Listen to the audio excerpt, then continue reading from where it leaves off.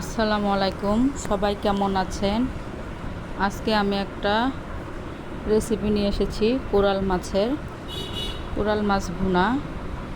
সবাই দেখবেন এবং শেয়ার করবেন। প্রথমে আমি মাছটা মরিচটা ভেজে নিয়েছি। যেহেতু আমি একা ভিডিও করেছি, যার কারণে আর কি একটু সমস্যা হয়েছিল। এক হাতে ভিডিও করেছি আর এক হাতে রান্না করেছি।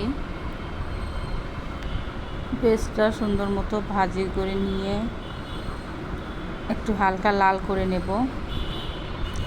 লাল করে একটু পানি দিয়ে ঝোলটা কষে নেব। পানিটা আমি দিয়ে দিয়েছি, এখন লবণ দিচ্ছি। তারপরে একটু মরিচের গুঁড়া দেব, কারণ আমরা ঝালটা একটু বেশি খাই। এখন মরিচের গুঁড়া দিচ্ছি।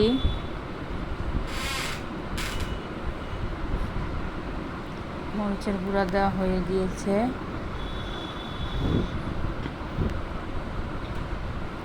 এখন একটু হলুদের গুঁড়া দেব। হলুদের গুঁড়া দেওয়া হয়ে গিয়েছে। এখন মশলাটা আমি সুন্দর করে কষে নেব। বাটা কষা দিলাম, আদা রসুন বাটা একসাথেই ছিল, আমি এটা একসাথেই দিয়েছি, আলাদা করে দেখানো হয়নি আর কি। এখন মশলাটা আমি সুন্দর করে কষে নেব। কিছুক্ষণ কষে নিয়ে মশলাতে যখন তেল বের হয়ে আসবে তখন আমি মাছটা দিয়ে দিব। এখন আমি মশলাটা ঢেকে দেব। দেখেন মশলাটা সুন্দর মতো কষানো হয়ে গিয়েছে, তেল বের হয়ে এসেছে।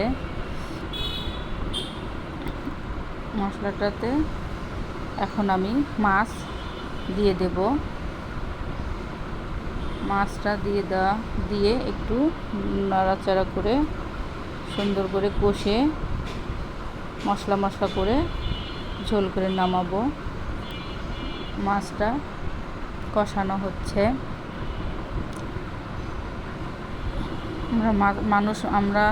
আমাদের লোক সংখ্যা মাত্র 3 জন, আমি, আমার ছেলে এবং আমার হাজব্যান্ড।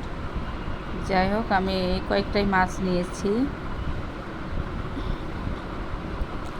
মাছটা সুন্দর করে নাড়াচাড়া করে দেব। দেখেন সুন্দর একটা কালার চলে এসেছে।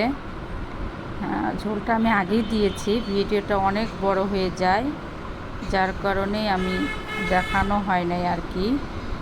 এখন মশলাটা সুন্দর, একটা তরকারিটার অনেক সুন্দর কালার চলে এসেছে। কিছুক্ষণ নাড়াচাড়া করে আমি এটা নামিয়ে নেব। জানি আমার ভিডিওটা তেমন ভালো হয় নাই, তারপরও আপনারা সবাই দেখবেন এবং লাইক কমেন্ট করবেন, শেয়ার করবেন আর আমাকে জানাবেন ভিডিওটা আর কি কেমন হয়েছে। ধন্যবাদ সবাইকে। আসসালামু আলাইকুম।